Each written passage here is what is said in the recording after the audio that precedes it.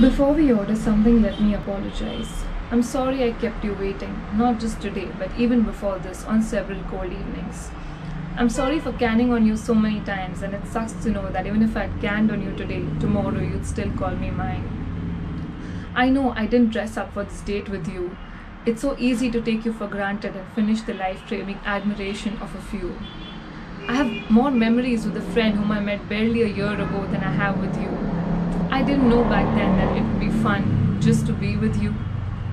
You know how it is in 20s, right? It's like entering a mad, vibrant flea market with colorful yet temporary stalls like friends, family, money, and love, all of them craving for your sight.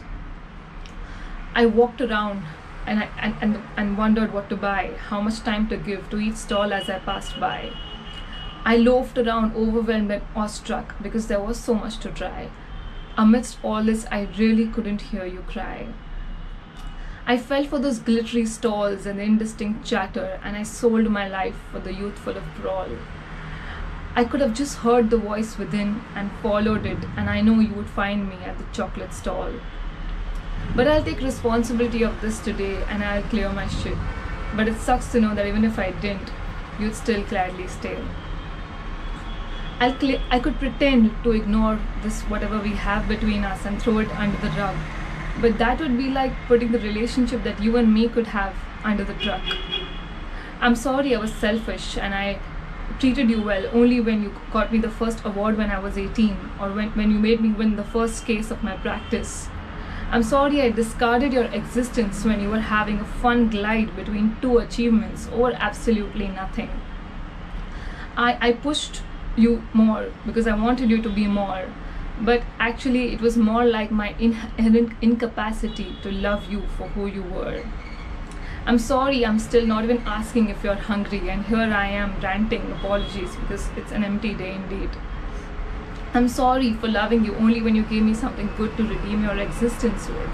I'm sorry for making you work so hard all the time and not acknowledging you for the sheer existence that you came with.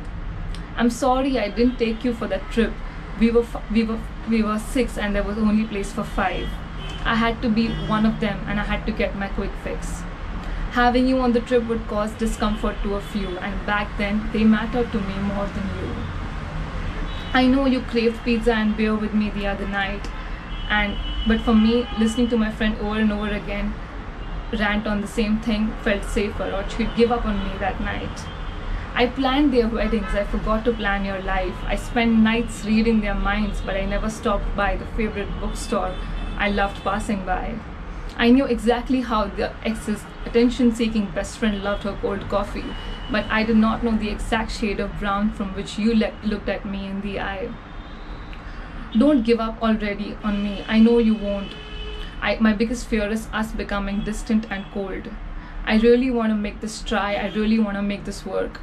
I really want this relationship that you and me to be the best relationship I could have with anyone on this earth. So let's grow old together. Let's get to know each other better. This time not for anybody's validation at the flea market or to make anybody mine, but this time only because you matter to me and your existence is enough for me for this entire lifetime.